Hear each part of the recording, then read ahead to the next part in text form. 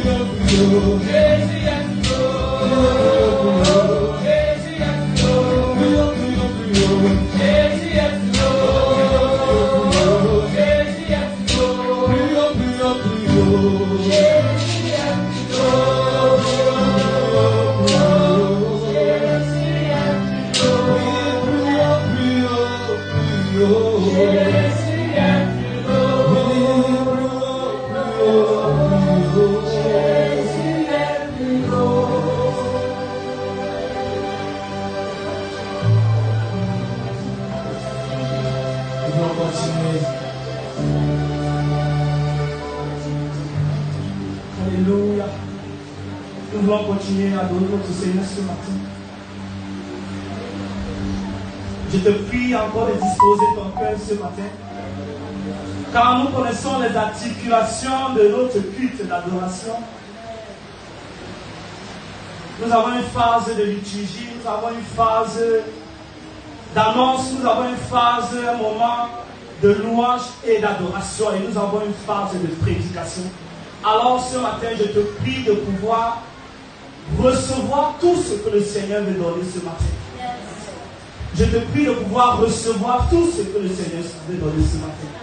Le Seigneur parle au milieu de l'adoration, il parle au milieu de sa parole. Alors que ce matin, nous voulons adorer, je prie que tu disposes de ton cœur ce matin. Alléluia. L'adoration ouvre le ciel ce matin pour que tu sois disposé à recevoir la parole de Dieu ce matin. Pour que ton cœur soit un cœur fertile, un cœur qui est ouvert à pouvoir l'adorer.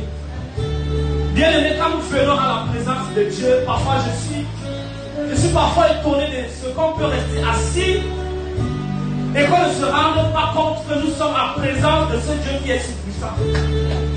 Oh Jésus. Nous avons lu tout à l'heure dans le psaume 24. Il dit qu'il est l'Éternel. Alléluia. Il dit qu'il est le Dieu tout-puissant. C'est lui qui nous a fait. Et quand nous sommes à sa présence, bien aimé, je te prie de pouvoir adorer le Seigneur comme il se doit. Quand nous venons à sa présence dimanche après dimanche, c'est pour recevoir de lui. Oh Jésus, nous voulons te bénir encore ce matin. Merci parce que tu es assis sur ton trône élevé. Merci parce que tu es assis sur ton trône élevé. Et tu nous donnes l'occasion de t'adorer ce matin. Alléluia. Ce matin, nous avons reçu un timing spécial. Nous n'allons pas mettre l'homme dans l'adoration. Donc, sois disponible à l'adorer ce matin.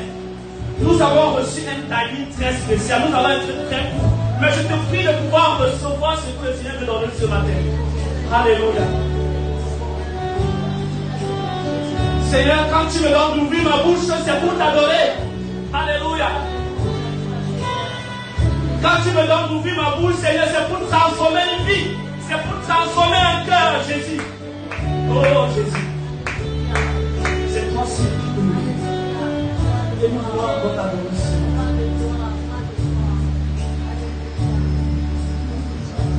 Tu es assis sur ton trône élevé. Et tout mon être te rend hommage.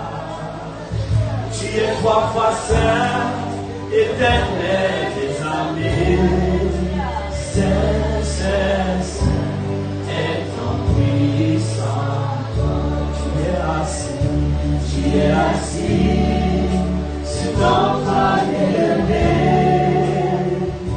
Et tout mon être te rend hommage. Tu es trois fois saint, éternel des armées, saint, saint, saint, est ton puissant. Oui, tu es assis sur ton trône élevé. Et tu nous donnes l'occasion de t'adorer ce matin. Te rend hommage. Oui, tu es trois fois saint. Tu es trois fois saint, éternel des armées.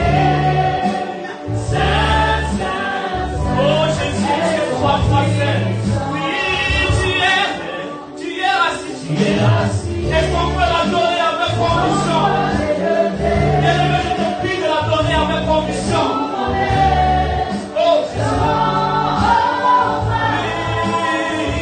Tu es trois fois saint, éternel des armées. Saint, saint, saint est ton puissant nom. Nous t'adorons. Éternel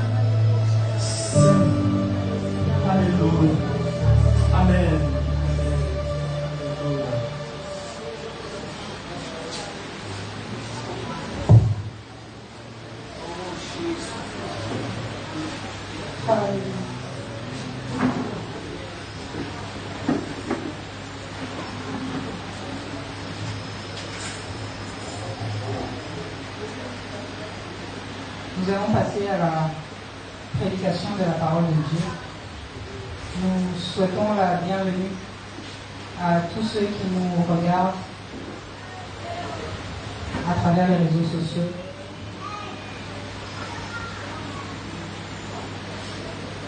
Et nous allons prier un instant. Martin a prié tout à l'heure.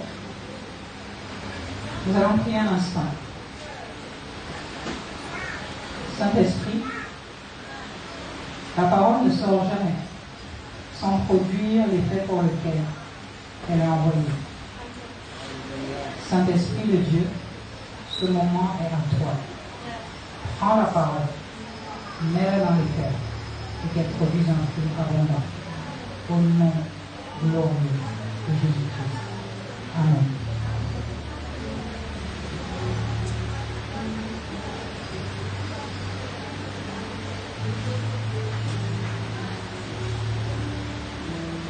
Le titre de ce message, et j'aimerais vraiment avoir l'attention de tout le monde.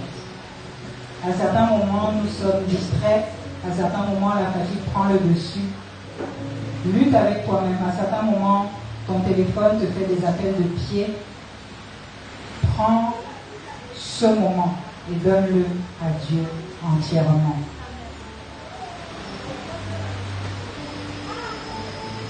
La semaine dernière, au Cameroun, c'était la fête de la jeunesse. Et nous avons eu dans cette assemblée des réunions spéciales, notamment un goûter discussion le samedi, où nous avons parlé d'un thème qui était partir ou mourir, avec une exhortation qui s'intitulait Destinée, parce que nous reconnaissons qu'un des défis actuels de la jeunesse dans notre pays, c'est ce désir de partir, d'aller ailleurs, de chercher le meilleur dans d'autres contrées. Et nous avons étendu cette discussion en disant que partir, ce n'est pas toujours géographique. Ça peut être dans ton cœur, que tu pars d'une situation, que tu pars d'une relation, que tu pars d'un lieu. Ton corps reste là, mais à l'intérieur, tu t'es déconnecté. Et le dimanche, nous avons parlé dans la prédication de la parole de Dieu. La parole de Dieu qui change le cours d'une vie, comme celle de Pierre, où il avait fait les choses d'une certaine façon pendant un bon moment et ça n'avait pas donné. Mais Jésus est venu et a libéré une parole particulière, à un moment particulier. Et Pierre lui a dit, ok, sur ta parole, je vais faire ce que tu me dis. Et ça a donné lieu à la pêche miraculeuse. Le Seigneur voulait bâtir sur ces éléments que nous avons reçus et revenir en partie, mais autrement, sur le message qui avait été adressé à la jeunesse le samedi. Le titre du message de ce matin, c'est la génération du désert. Et le pasteur nous a dit il y a quelques minutes que c'est bien de prendre des notes. Donc même si tu nous suis sur ton téléphone, trouve de quoi noter. Et retiens-moi une chose avec laquelle tu vas pouvoir rester. S'il y avait un deuxième titre, ou un autre titre à donner à ce message, ce serait une question. Exode ou terre promise? Une question pour toi et moi. Exode ou terre promise? La génération du désert. Le sous-titre c'est croire en la terre promise, point d'interrogation.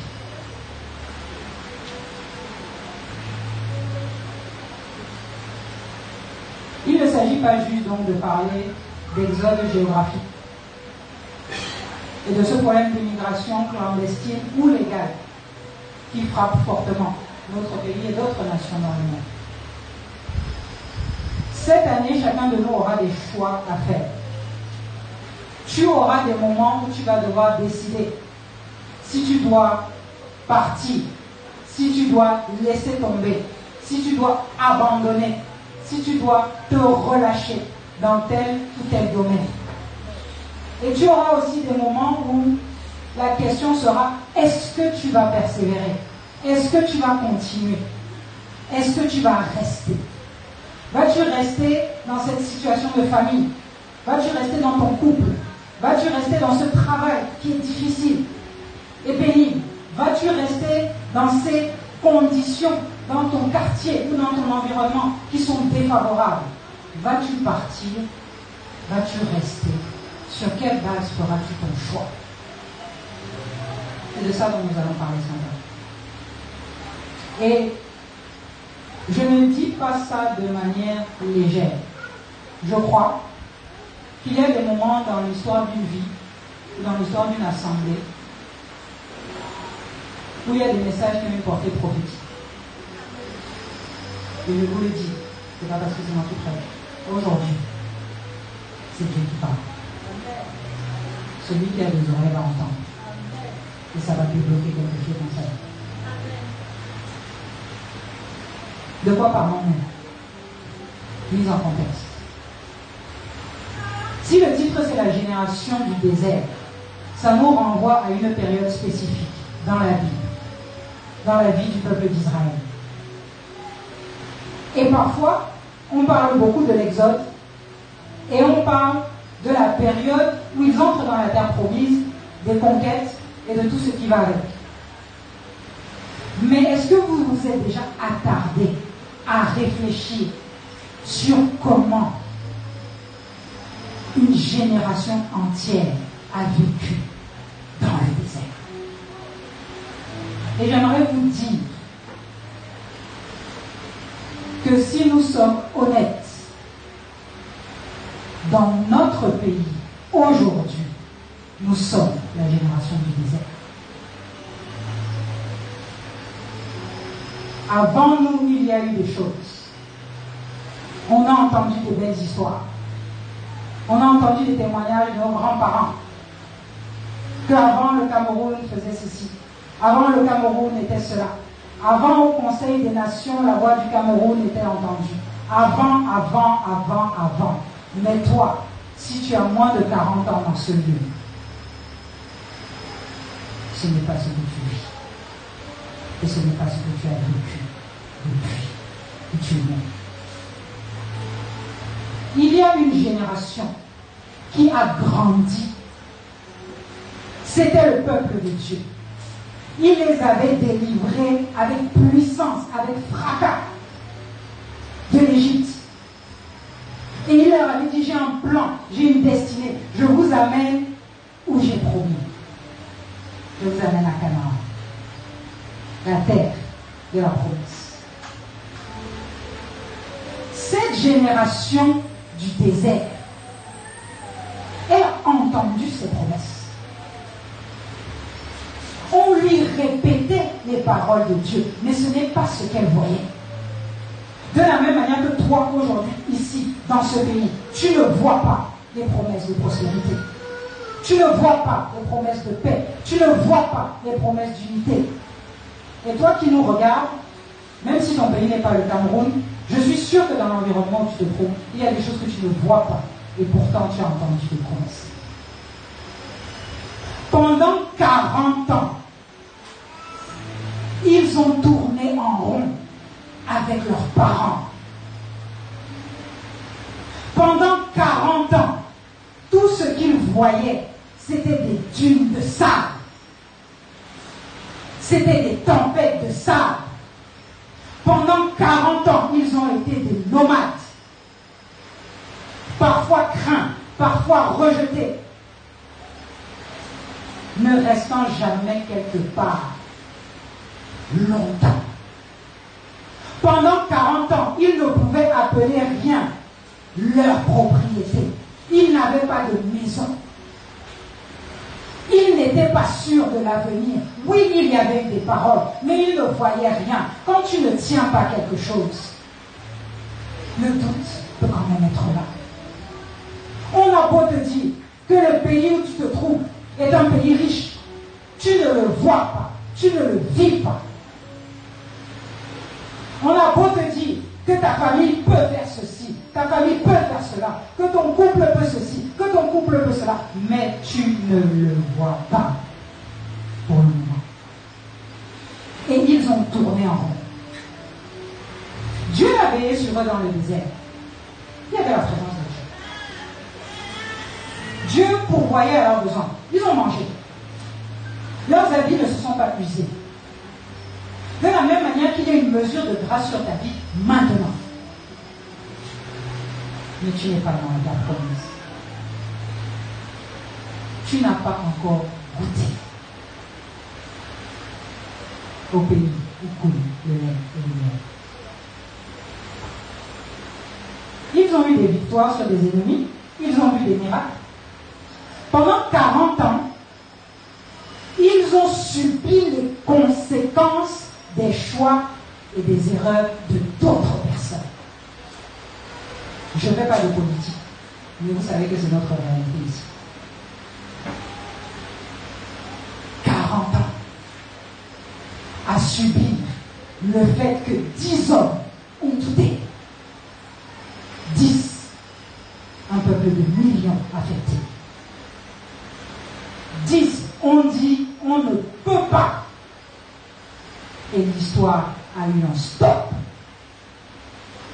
Ce qui devait être une transition, une étape, une escale, est devenu permanent. Parce que pendant 40 ans, vivre une situation, c'est permanent. 10 ans dans le même boulot où tu n'es pas heureux, c'est permanent. Être dans un mariage qui bat de l'air tout le temps, tu ne sais jamais si ça va durer, c'est permanent. Aspirer toujours à réussir et ne jamais réussir, c'est permanent. Et donc, certains d'entre eux, comme les fils de Corée, ont même subi personnellement une mauvaise réputation à cause de leur père, qui s'était rebellé avec d'autres. Mais à un moment, eux, ils ont fait un choix. Et ils se sont séparés. Et ils ont dit, nous, on va suivre l'Éternel. Parce que ton ascendance ne détermine pas ton avenir. Tu fais tes choix. Donc que tes parents aient été top ou aient été nuls, tu fais tes choix.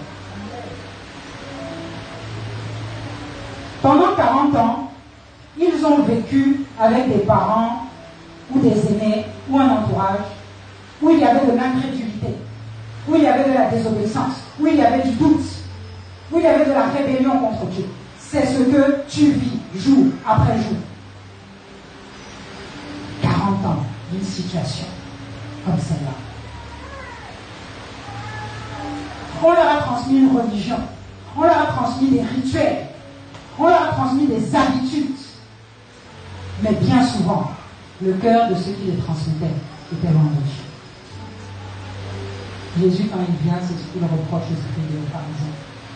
Des centaines d'années après.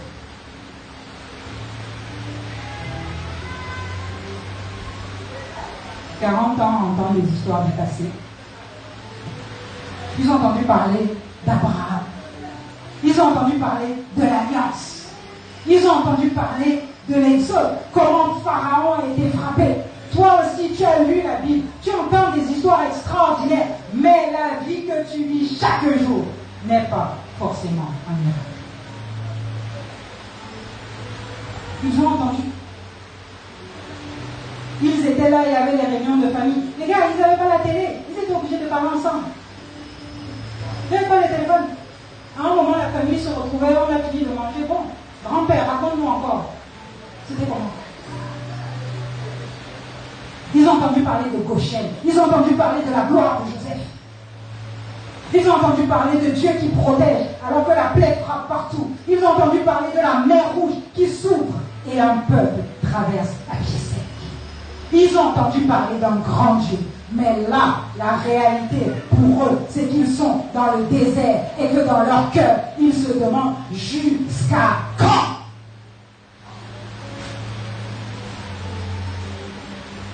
Seigneur, est-ce que ça peut changer? Est-ce que je peux croire à la terre promise?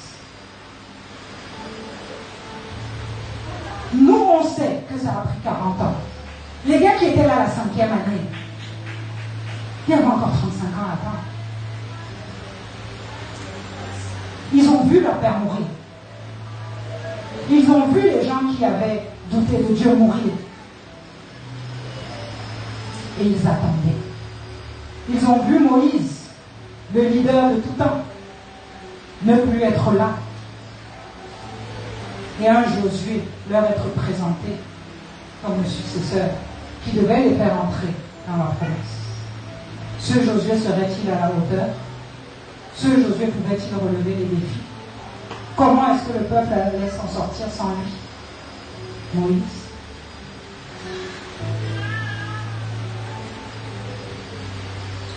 Malgré la provision, malgré la présence de Dieu, pour vivre la terre promise, il faut sortir du désert. Le désert n'est pas la terre promise et ne le sera jamais. Tu peux te rendre le plus confortable possible dans le désert, tu peux mettre la climatisation dans ta tente de nomade, tu es toujours un nomade dans le désert. Et ce n'est pas ça la destination que Dieu a pour toi.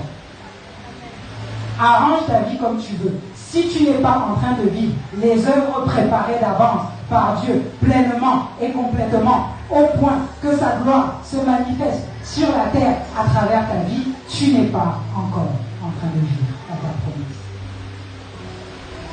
Premier point. Là, on a fait l'intro sur leur état d'esprit, sur ce qu'ils avaient vécu. Le premier point, c'est pour passer du désert à la terre promise, il faut un changement de mentalité. Il faut changer à l'intérieur avant que tes circonstances extérieures changent. Parce que si tu entres dans la terre promise avec les pensées du désert, tu vas reproduire le désert dans la terre promise.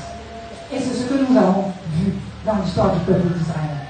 Ils ont amené l'Égypte dans la terre promise. Ils ont amené le désert dans la terre promise. Parce que leur cœur n'était pas transformé. Romains 12, 1 à 2 nous dit que nous devons nous offrir à Dieu pour pouvoir connaître, pour pouvoir discerner quelle est sa volonté. Parce que c'est alors que notre intelligence est renouvelée. Quand tu te donnes à Dieu, il te donne une nouvelle pensée. Et cette nouvelle pensée te permet de comprendre les réalités spirituelles. Ce qui est bon, agréable et parfait devant Dieu. La terre promise, c'est vivre la volonté de Dieu. Il faut te donner pour pouvoir la voir à l'intérieur de toi d'abord. Je vais lire un certain nombre de versets qui nous parlent de la terre. Parce que nous avons trois expressions. Nous avons la terre, nous avons promise et nous avons croire. La terre. Plein de versets. Ésaïe 66, verset 1. Ainsi parle l'Éternel. Le ciel est mon trône et la terre est mon marchepied.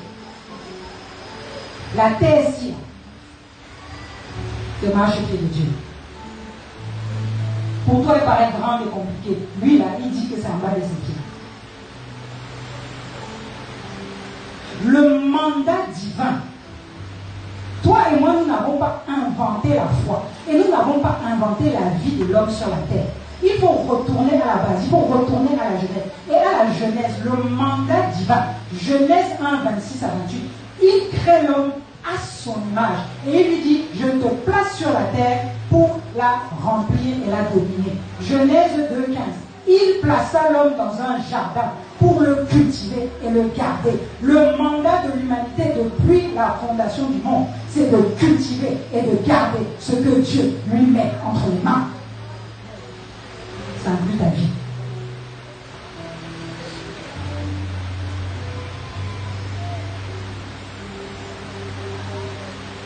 Genèse 9, 1.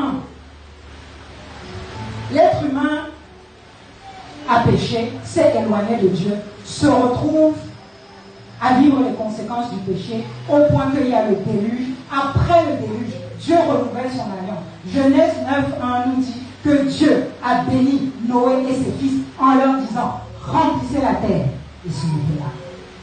Le plan de Dieu ne change pas à cause des circonstances, à cause des chutes, à cause des manquements de l'homme. Ça veut dire, extension, 2024, le plan de Dieu pour ma vie, le plan de Dieu pour le Cameroun ne change pas parce qu'une génération a péché.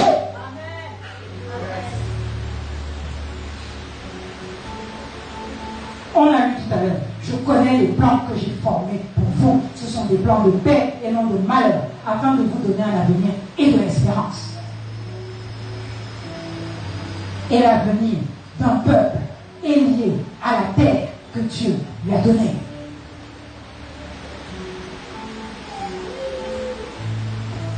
Genèse 50. Joseph croyait au Dieu de l'Alliance. Et il dit au moment où il va mourir, le jour va venir où vous allez être visités par le Dieu d'Abraham, d'Isaac et de Jacob. Et vous allez partir d'ici. Ne sois pas confortable à Goshen. Ne sois pas confortable en Égypte. Ne sois pas confortable dans le désert. Ta place est dans la terre promise. Certains d'entre nous, nous ne sommes pas en train de faire ce que Dieu a prévu pour nos vies. Tu es dans un entre-deux. Sors de là où tu es et entre dans les plans que Dieu a pour toi. Il ne t'a pas demandé de réfléchir ou de savoir comment ça va se passer. Il te dit bouge. De la même manière qu'un jour il a dit à Israël, sortez d'ici.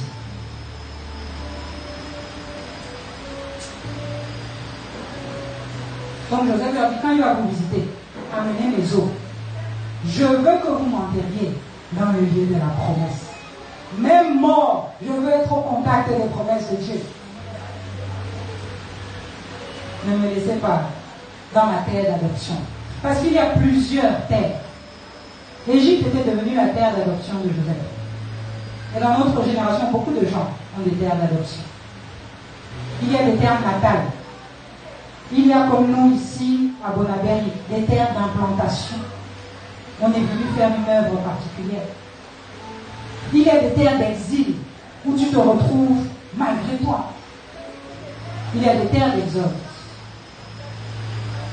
Mais partout, ce sont des terres. Ce sont des terres. Et je veux te demander, sais-tu quelle est ta terre? Est-ce que tu connais la terre que tu dois cultiver et garder? Quelle est cette terre? Quel est ton mandat dans ta famille? Quel est ton mandat dans ton quartier? Quel est ton mandat dans ton école? Quel est ton mandat dans ton église? Quel est ton mandat dans ton travail?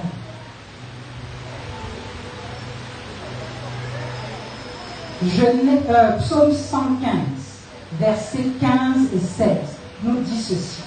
Soyez bénis par l'Éternel qui a fait les cieux et la terre. Les cieux sont les cieux de l'Éternel, mais il a donné la terre aux hommes. Sais-tu que Dieu t'a donné une terre où tu vis là comme ça, flottant, alors que tu as un héritage préparé de toute éternité, avant la fondation du monde, par celui qui dit que il t'a créé, tissé dans le sein de ta mère. Psaume 139. Deutéronome 32, verset 8. Quand le Très-Haut donna un héritage aux nations, quand il sépara les enfants des hommes, il fixa les limites des peuples d'après le nombre des enfants d'Israël. Dieu délimite le territoire qu'il attribue à chacun de ses enfants. Et tous les enfants de Dieu ont une portion. Personne n'est sans terre. Personne n'est apatride dans le cœur de Dieu. Donc personne n'est inutile. Parce que chacun a quelque chose à faire. Le problème donc n'est pas d'être binational. Comme on a entendu ça récemment, quand il y a des petits chatons qui jouaient et qui nous énervaient. On a dit, oh, ils n'ont pas le cœur. Oh, ceci. C'est parce que ils ne sont pas nés ici. C'est parce que ils ont grandi ailleurs. C'est parce que. Le problème n'est pas d'être binational. Le problème avant tout, c'est d'être d'abord nationaliste. Est-ce que tu aimes la terre que Dieu t'a donnée? Est-ce que tu aimes la famille que Dieu t'a donnée? Est-ce que tu l'acceptes telle qu'elle est et tu es prêt à vivre et à souffrir pour elle? C'est ça, aimer. Il n'y a pas d'amour sans sacrifice. Il n'y a pas d'amour sans douleur. Peu importe l'état du Cameroun, c'est ton pays. Si tu es Camerounais. De naissance, d'adoption, peu importe. Si c'est ton pays, c'est ton pays. Le problème est donc d'être patriote, d'être citoyen et d'être engagé.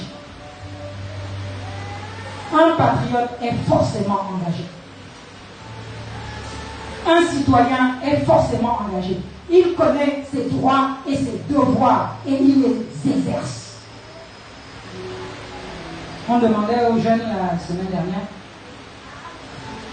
si tous ceux qui étaient adultes avaient une carte d'électeur. Je n'ai pas osé leur faire lever la main. Je ne voulais pas avoir la réponse. Je vous pose la même question. Tous les adultes dans cette salle exercent-ils un droit que la République leur donne en tant que citoyens? Je m'en fous de savoir qui tu votes dans voter. Parce que c'est ton devoir. Ton amour pour ta nation, ton amour pour ta terre doit s'exprimer dans ta vie quotidienne. De la gestion de tes ordures à tes paroles, à l'excellence que tu mets dans ton travail, à l'image que tu projettes de toi-même, aux minutes de prière que tu consacres à ce pays qui a tant de problèmes et si peu de prières,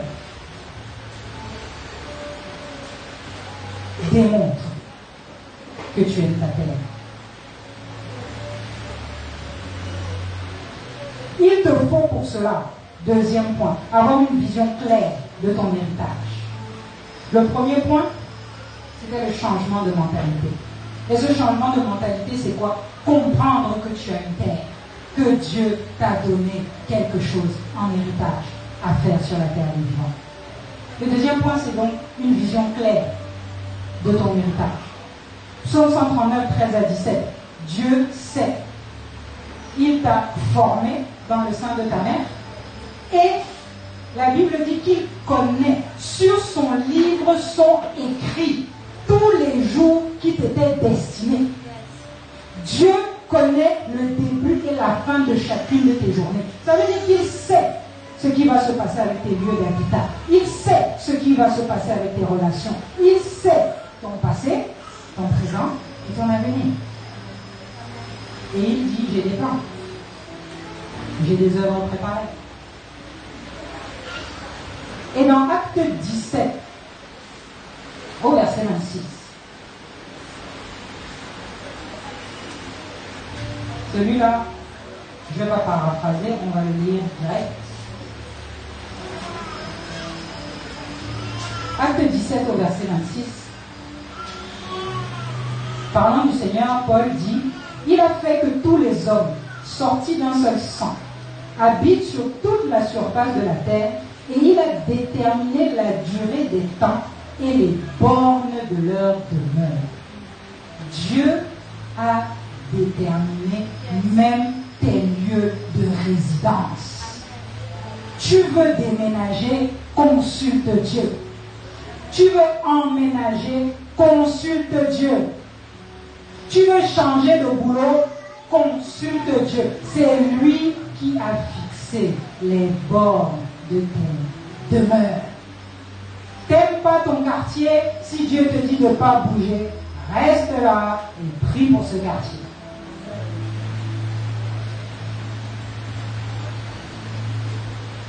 Ton mariage, ça va pas. Si tu es chrétien, reste là et prie.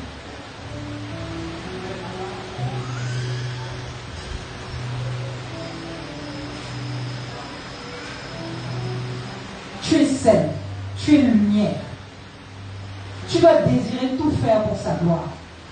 La jeune dame qui a fait les annonces tout à l'heure a cité ce verset. 1 Corinthiens 10, 31. Tout faire pour la gloire de Dieu. Vivre sur la terre, fais-le pour la gloire de Dieu. Josué 13, verset 1, jusqu'à Josué 17, verset 18, décrit le partage de la terre promise au peuple d'Israël. Il y a 2 tribus ennemies qui avaient déjà reçu leur héritage, les Rubénites, les Gadites et la demi-tribu de Manassé. Ils ont eu leur héritage avant la traversée du Jourdain. Et les autres, il restait donc 9 tribus ennemies, les autres devaient avoir leur héritage de l'autre côté. Sous Josué. C'est Moïse qui avait donné au premier. Sous Josué. Et dans Josué 3, au verset 17, c'est là où il y a la traversée miraculeuse du Jourdain. Les sacrificateurs marchent avec l'arche devant, symbole de la présence de Dieu. Comment tu fais pour entrer dans la terre promise sans Dieu? Toi là. Tu veux ceci sans Dieu. Tu veux faire ça sans Dieu. Tu prends tes décisions sans lui. C'est pas comme ça que ça marche. En tout cas, ce ne sera pas la terre promise de Dieu. Ce sera probablement la tentation de Satan qui a dit à Jésus, adore-moi, et je te donnerai tous les royaumes de la terre.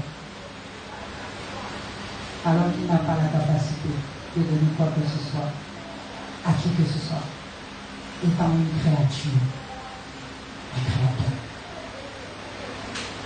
Mais il ment bien, et parce que nous ne connaissons pas notre héritage, nous ne connaissons pas notre identité.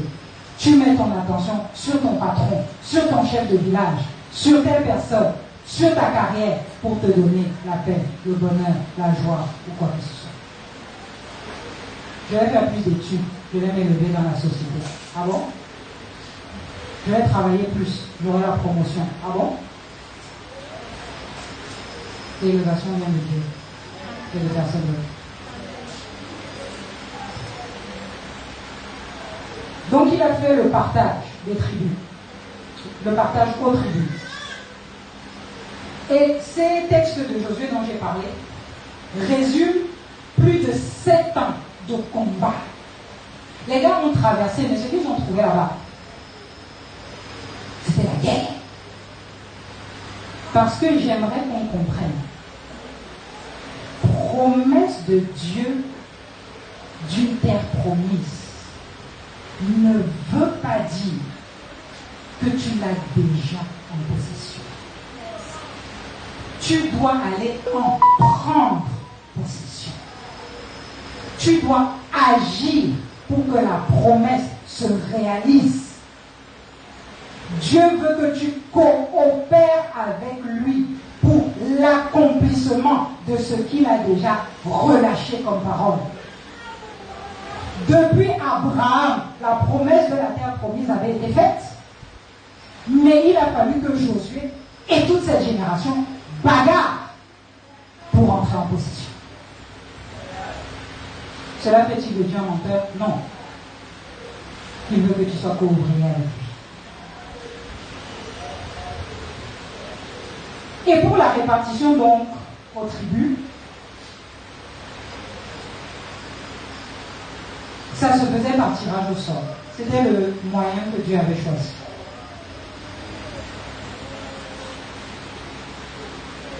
Tirage au sort. J'aimerais que tu comprennes, si tu es un enfant de Dieu, qu'en Dieu il n'y a pas de hasard. C'est Dieu qui a guidé pour que la tribu de Juda ait ce territoire. Pour que la tribu de Siméon soit là-bas. Pour que la tribu de Gad soit là-bas. Et quand vous lisez ces chapitres, quand on fait la lecture de la Bible, on saute rapidement. Parce que ça nous fatigue de dire que au nord, la limite sera ceci. Et puis ça va aller jusqu'à tel fleuve. Et puis après, Dieu dit même que quand vous allez arriver à ce caillou-là, c'est là où ça finit pour lui. Il est précis dans l'héritage qu'il donne à chacun de ses enfants. Et cet héritage est personnel. Cet héritage est unique. Arrête de regarder à gauche et à droite ce qu'il a donné à une autre tribu. Concentre-toi sur ce qu'il t'a donné à toi. Parce que j'aimerais que vous compreniez. Le territoire d'Israël, il n'y a pas de paysage plus diversifié. Il y a des gens, leur héritage, c'était la montagne, comme Caleb. Et en plus d'avoir la montagne, il y avait des géants. Non mais sérieux, Seigneur? Sérieux? Pendant ce temps, mon voisin, tu lui donnes la plaine. Sérieux? Après, tu vas dire que tu m'aimes. Lui, il cultive facilement. Moi, je galère pour planter une semence. Et Dieu te dit, oui, c'est mon héritage pour toi. Moi, je ne comprends pas. Je galère avec les enfants, ils sont têtus. Regarde les enfants de ma voisine, ils obéissent. C'est ton héritage. Cultive-le, garde-le. Cultive-le, garde-le. Sinon, pourquoi le ministère de celui-là qui a commencé après moi à décoller alors que moi je piétine encore? Cultive ton héritage, garde-le. Arrête de regarder à gauche ou à droite. C'est entre toi et Dieu que ça se passe. Il a défini ce qui est à toi.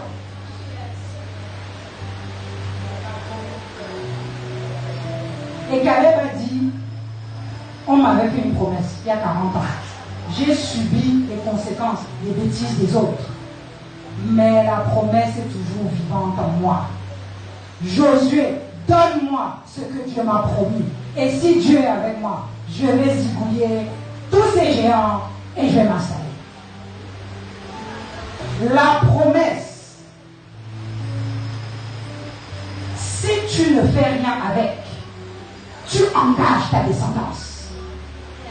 Parce que la famille de Caleb n'aurait rien eu si Caleb n'avait pas dit, je prends ce que Dieu m'a donné et je vais me battre pour ça.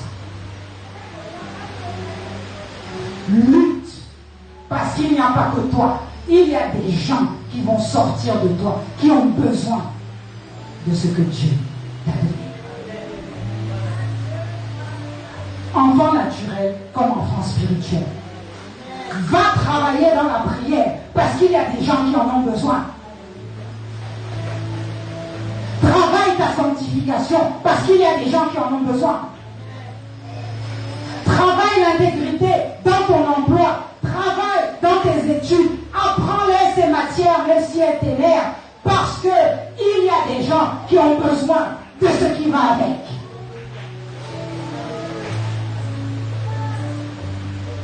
L'héritage n'est pas juste pour toi.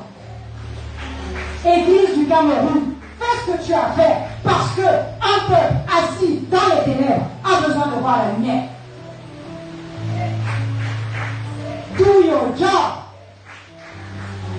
Fais ta part.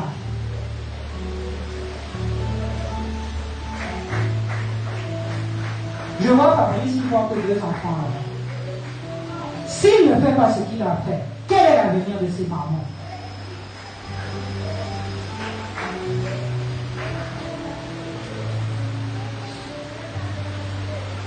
Il n'y a pas de hasard dans la distribution que Dieu fait. C'est son plan. Et Dieu est bon. Donc c'est un bon plan.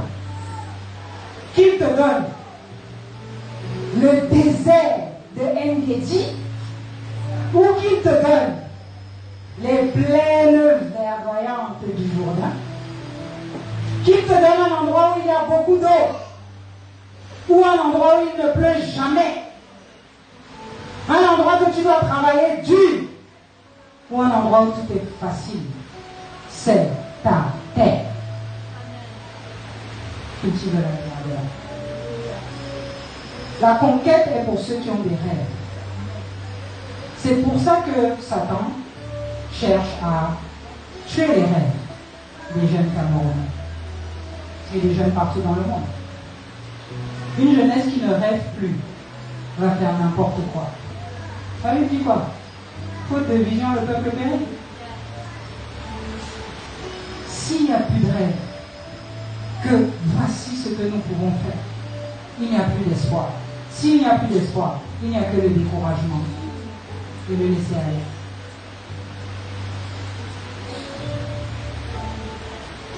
Ça te pousse à l'inaction et ça laisse libre champ à celui qui veut détruire et ravager. Il y a un verset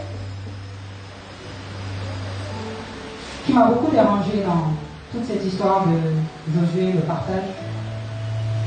Vous allez tourner, vous allez lire pendant que je lis. C'est Josué 18, au verset 3. Tout le peuple se rassemble à Silo, devant la tente d'assignation, symbole de la présence de Dieu, dans laquelle il y avait l'arche. Et le texte nous dit qu'il y avait encore 7 tribus qui n'avaient pas reçu leur héritage. Et Josué leur dit au verset 3, jusqu'à quand négligerez-vous de prendre possession du pays que l'Éternel, le Dieu de vos pères, vous a donné? Jusqu'à quand vas-tu insulter ce pays? Jusqu'à quand vas-tu dire que tu ne peux rien faire ici? Jusqu'à quand vas-tu vanter les mérites des voisins et mépriser ce qui est à toi?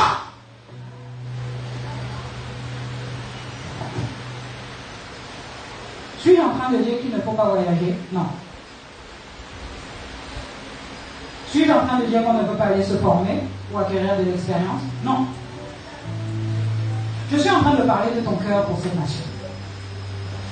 Parce qu'un peuple qui nous a enseigné, depuis qu'il existe, que je peux être hors du lieu physiquement, mais l'avoir à cœur et contribuer à son développement, c'est le peuple qui est ici. Et que maintenant on appelle les Juifs. Tu as une diaspora juive dans tous les pays que tu veux. Ils contribuent au développement d'Israël. D'une manière ou d'une autre. Parce que local ou diaspora, ce qui compte, c'est ton cœur. As-tu un amour pour la terre de tes ancêtres? La terre que Dieu t'a donnée en héritage. Et peu importe la taille de ton héritage ou sa forme, si c'est Dieu qui t'a donné, ça vaut la peine de se battre pour ça. Le gars qui est centrafricain, où ils sont tellement enclavés, il n'y a pas de poisson là-bas, parce qu'il n'y a pas l'eau. Même le poisson, ils importent. Dieu veut que le centrafricain aime son pays. Le Congolais qui lui a toutes les richesses qu'il veut dans son sous-sol. Dieu veut qu'il aime son pays. Le Camerounais, non. Dieu veut qu'il aime son pays. Avec ses tares, avec ses manquements, de la même manière que Dieu nous aime. Dieu connaît tous nos péchés, mais il nous aime. Et il agit en notre faveur pour notre transformation. Si les chrétiens ne sont pas les premiers à vivre ce message, pourquoi vous voulez que ceux qui nous dirigent, qui ne sont pas croyants, le fassent? Arrêtons les discours sur la toile. Sers ton pays et que ça se voit. Sers-le dans ton quotidien. Sers-le en refusant le pot de main. Sers-le en refusant l'adultère. Sers-le en refusant le mensonge, la tricherie, le vol, le tribalisme. C'est tout ce qui va être.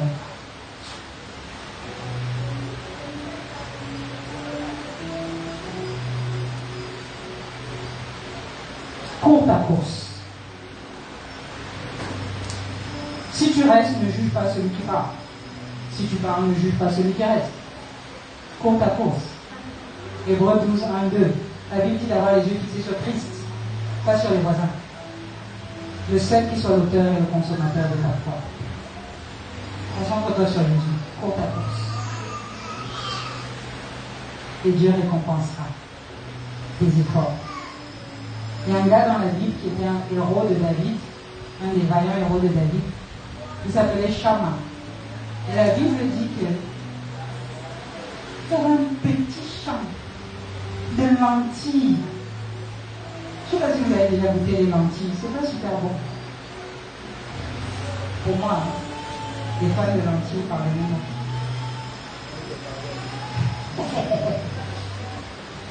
Il y avait un petit champ de lentilles. Et les Philistins avaient annexé ce terrain. Et Shama a dit, what? Quelque chose que Dieu nous a donné. C'est qui? Pourquoi ils viennent prendre ce qui est à nous, héritage de Dieu? La Bible dit qu'il n'avait même pas d'armes. Dieu a dit, ne t'inquiète pas, je vais te donner. Comme tu es volontaire, la Bible dit que il a ramassé une pièce. Voilà, c'était une mâchoire d'âne. Et Dieu a dit, ok, je vais utiliser ça comme une arme de destruction massive. Il a fini tous les Philistins. Pourquoi? Parce qu'il y a une révolte qui est montée en lui pour l'héritage que Dieu avait donné à son peuple. Il a dit, même si c'est 5 cm, c'est pas pour vous. Même si c'est ce petit cousin rebelle là, je veux que moi et toute ma maison, nous servions l'Éternel. Je ne veux pas laisser quelqu'un. Je veux que mon pays serve le Seigneur. Je veux que les jeunes de mon église servent le Seigneur. Je veux que les mamans, les grands-mères, les grands-pères, je veux que mon peuple appartienne à Jésus-Christ. Donc je vais faire ce que j'ai à faire. Nous allons terminer.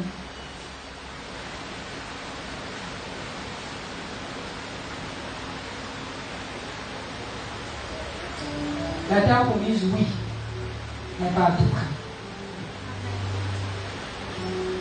La terre promise, oui, c'est le 3e point, mais pas à tout prix. Moïse a dit, si tu ne viens pas avec nous, ne nous laisse pas y aller.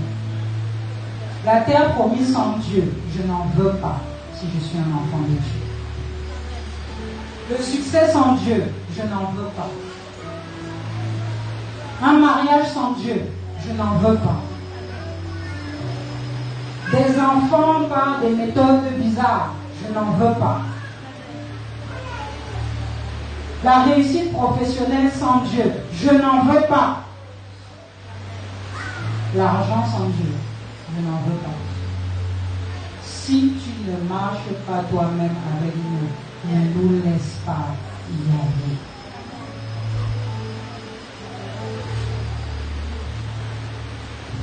Et la terre promise, tout seul, je n'en veux pas. Les deux tribus ennemies qui avaient déjà reçu leur héritage. Vous irez lire Josué 1, 12 à 16.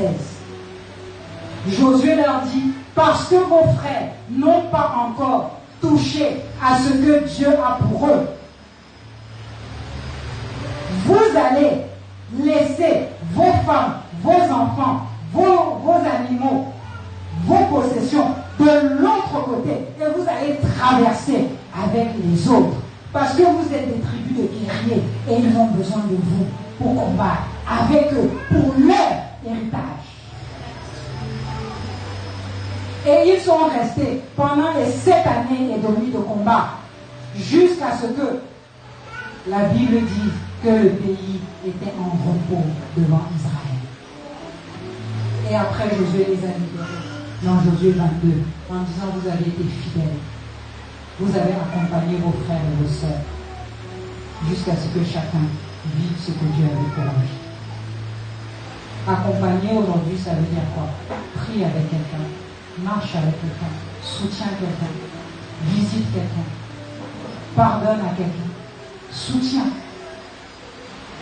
Mais ne laisse pas comme si c'est seulement toi. La foi, ce n'est pas une place. La foi, c'est un corps. Le corps a beaucoup de membres. Et nous avons besoin des uns des autres. Pour vivre la terre promise, tu dois abandonner le compromis.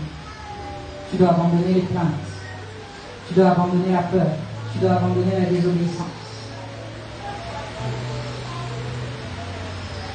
Tu dois abandonner le mélange. Tu ne peux pas faire les deux. Il faut être radical. Dieu avait dit à son peuple, hey, là où vous allez entrer, il y a des gens qui ont d'autres croyances. Il y a des gens qui ont d'autres dieux. Vous devez les chasser du milieu de vous. Ne vous mélangez pas, parce qu'ils seront un piège pour vous. Et quand vous lisez l'histoire du partage, à plusieurs reprises, on voit que ça a été dit, ils ne les chassèrent point. Ils ont habité avec eux. Il y en a même d'autres qui se sont cru très smart et qui ont dit, ok, on ne vous chasse pas, vous allez devenir un chinga, vous allez travailler pour nous. Donc moi je suis là, tranquille, et tu deviens mon domestique, ou mon serviteur, ou mon esclave. C'est ce que Dieu t'a dit. Dieu t'a dit, ne te mélange pas. Toi tu cherches une bonne raison, peut-être même s'ils étaient très spirituels, ils allaient dire, Seigneur, mais attends, les revenus qu'il m'apporte, je te donne la dîme. Je suis un bon croyant. S'il te plaît, ne te mélange pas. La terre promise, c'est avec Dieu. Et Dieu seul.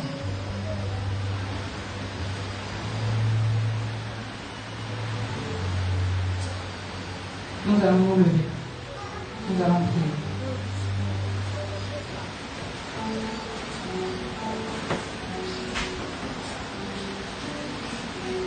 La Bible est magnifique parce que maman elle parlait de ça. Il y a une tribu là. Comme Josué était la même tribu qu'eux, les gars sont venus pour essayer de faire affaire famille. Que non, gars, Josué, l'héritage que tu nous as donné est trop petit. C'est pas possible. Voilà comment nous sommes nombreux. Il faut que tu nous donnes plus. Il faut que. Les histoires de copinage là, parce que c'est la famille. C'est pas nous qui avons inventé ça. Et Josué leur a dit, il y a la montagne à côté de l'endroit où Dieu vous a donné. Défrichez-la. Et agrandissez-la. Travaille si tu veux plus. Ne cherche pas les coups faciles. Travaille si tu veux plus. Grandis par tes efforts. La croissance se paye. Demandez à la Corée du Sud. Vous avez tous vu la vidéo qui circule là, tout ça. Ils sont venus, ils ont chanté. Le PM avait une tête étrange en les écoutant. Ils s'en foutent, c'est une vidéo. Une fois que tu l'as écouté, on passe à autre chose. Mais ta vie demeure. Et les questions de Dieu pour toi demeurent. Arrêtons de vivre sur les écrans. La vie, elle n'est pas virtuelle. Elle est réelle. Et dans le réel, le diable t'attaque. Dans le réel, ta famille est menacée. Dans le réel, ton travail veut te couler. Dans le réel, il y a des forces spirituelles qui veulent détruire ce pays et l'amener à la guerre. Mets-toi en prière. Commence à prier pour ta terre. Sous toutes les formes. J'ai parlé de la terre au sens propre. J'ai parlé de la terre au sens figuré. Prie pour ta terre. Prie pour ta terre. Prie pour ta terre. Quand ils ont ouvert le Jourdain, quand Dieu a ouvert le Jourdain, tout le monde a traversé. Les enfants ont traversé. Les adultes ont traversé. Les jeunes ont traversé. Ceux qui avaient une démarche lente ont traversé. Ceux qui couraient ont traversé. C'est pour tous les âges. La terre promise est pour tous les âges. Je ne veux pas entendre une personne dans ce lieu qui a déjà les cheveux blancs, qui dit que ce n'est plus pour moi. Non, non, non, non, non, non, non. Il y a encore une terre promise. Si tu respires encore l'air de Dieu sur la terre, ça veut dire qu'il y a encore une mission. Ça veut dire qu'il y a encore quelque chose à accomplir. Peu importe ton âge, peu importe le chiffre qu'il y a. Monsieur Zachary peut dire il y a un héritage. Il y a un héritage. Il y a un héritage.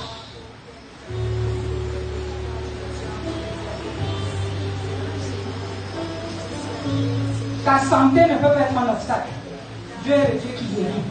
Et Dieu est le Dieu qui donne la capacité de le servir même avec des infirmités. Paul avait une infirmité. Il a été l'un des plus grands apôtres que la terre ait porté.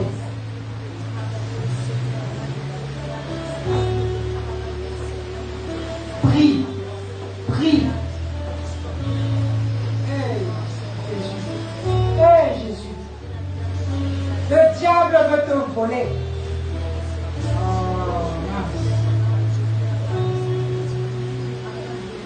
Cherche à tout nous voler. Cherche à nous voler l'espérance. Cherche à nous voler la vision. Souviens-toi comment tu étais en feu quand tu venais de croire. Regarde ta foi aujourd'hui. Tu es dans la routine. Où est ton feu pour Dieu? Où est ton feu pour les âmes?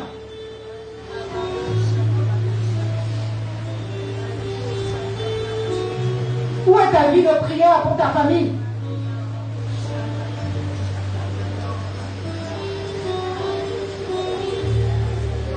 Tu es content d'avoir ton héritage de l'autre côté du Jourdain? Ne veux-tu pas traverser pour aider quelqu'un d'autre à avoir son héritage?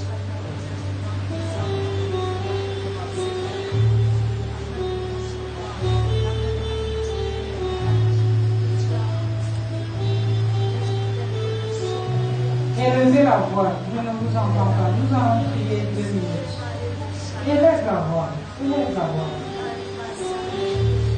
Il y a quelques semaines, on entendait des clameurs dans les quartiers pour un ballon rond. Parle à Jésus. Élève la voix qui t'a donné. Vous êtes une race élue, un sacerdoce royal, une nation sainte, un peuple acquis, afin que vous annonciez les vertus de celui qui vous a appelé des ténèbres à son admirable lumière. Mais il ajoute, bien-aimés, je vous exhorte, comme des étrangers et des voyageurs sur la terre, à vous abstenir des convoitises charnelles qui font la guerre à l'âme. Nous sommes dans 1 Pierre 2.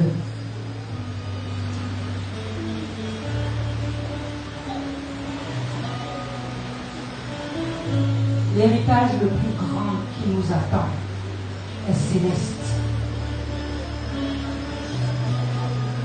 L'héritage le plus grand qui nous attend est céleste. Et c'est pour ça que Paul pouvait dire, les légères afflictions du temps présent n'ont rien de comparable avec la gloire à venir. Oui, nous allons souffrir ici, Mais c'est une étape. C'est une étape. C'est une étape.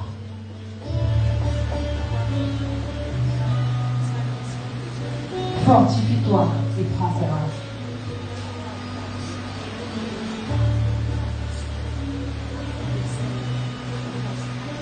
Ne pensez plus aux événements passés. Ne considérez plus ce qui est ancien. Voici, je veux faire une chose nouvelle, sur le point d'arriver. Ne la connaîtrez-vous pas? Génération du désert, écoute la parole de Dieu. Je mettrai un chemin dans le désert et des fleuves dans la solitude. Il y a un chemin pour sortir du désert. Je vais inviter Pasteur Emmanuel à venir prier pour clôturer ce culte.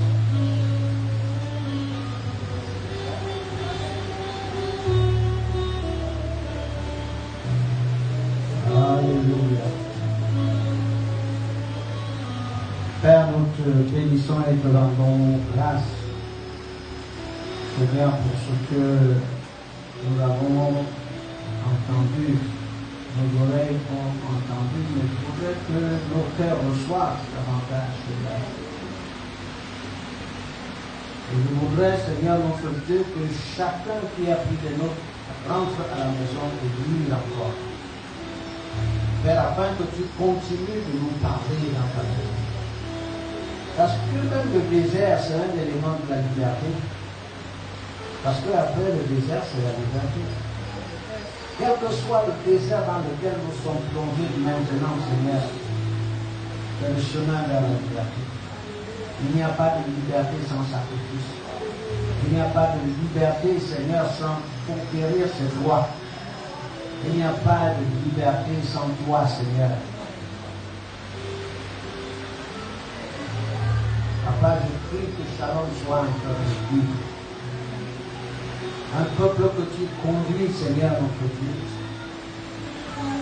Et qui apprend à lire les événements, Seigneur. Je voudrais que Shalom soit un peuple qui sache interpréter, Seigneur, ta parole. Et qui sache scruter l'avenir. Non pas seulement, Seigneur, scruter le soleil, la lune et les étoiles, le vent et la pluie. Mais un peuple à tout qui parle de manière intime. Pour que chacun sache discerner quelle est sa quête. Que chacun sache discerner quel est son héritage. Et que chacun comprenne que nul ne peut voler l'héritage de l'autre. À moins que lui-même ne s'assoupisse et laisse que Satan vole son héritage. Père, je veux te rendre grâce pour le message prophétique que tu as livré ici ce matin. Et je veux te rendre grâce, Seigneur, pour ta servante, Sandrine. Et je prie pour que tu la remplisses davantage, elle qui s'est brûlée pour nous. Et je prie, Seigneur, notre Dieu, notre Père, que tu veilles d'abord sur son témoignage. Pour qu'après avoir prêché, Seigneur mon Dieu, comme disait Paul, que moi-même je ne sois pas en arrière. Veille sur elle, Seigneur notre Dieu, parce que la vérité est toujours combattue, Seigneur. Et accorde à tes enfants la grâce d'aimer ta parole. Souvent nous aimons même l'héritage. Mais nous n'avons pas le chemin qui mène vers l'héritage. Donne-nous d'aimer le chemin que tu as tracé pour nous en direction de notre héritage. Parce que même dans la montagne, Seigneur notre Dieu, il y a un héritage glorieux. Ce n'est pas seulement dans la plaine. Tu as vu comment Lot a sombré dans la plaine. Et comment Moïse a prospéré en choisissant les chemins rocailleux. La nature entière même nous enseigne qu'il y a des plantes de montagne, il y a des animaux de montagne, il y a des plantes de plaine et des animaux de plaine. Ce que tu donnes à chacun Seigneur, donne-lui de reconnaître sa terre et de savoir lui semer. Et comment, Seigneur, mettre en valeur cette terre. Papa, je te dis merci. Que les oreilles qui ont entendu l'entendent. Et que les cœurs retiennent. Ce pays ne sera plus le même, Seigneur, tant que tes enfants ont cette notion de l'héritage que tu leur as laissé. Pour l'instant, c'est la prédation qui semble être le mot d'ordre. Mais Seigneur, ceux-là, ce sont les enfants d'Anak qu'il faut abattre, Seigneur. Parce qu'ils occupent illégalement ton héritage, bien-aimé. Maintenant, lève-toi. Seigneur, donne-nous cette force de nous lever, Seigneur, notre Dieu, et d'aller à la conquête de notre héritage. Le Cameroun est un pays béni. Faire venir le réveil dans ce pays.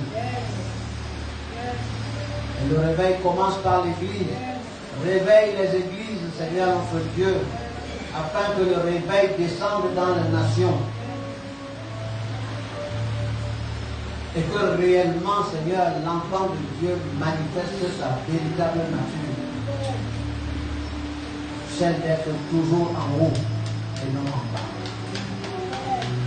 Papa, sois béni, sois glorifié et sois magnifié dans le nom de Jésus-Christ. Amen. Amen. Amen. Amen. Amen. Alléluia. Que le Dieu de grâce, le Père de notre Seigneur et Sauveur Jésus-Christ, nous donne d'entrer en possession de notre héritage. Et nous donne le courage de l'entrer. Dans le nom de Jésus-Christ. Amen. Amen. Gloire à Dieu. Amen. Nous allons prendre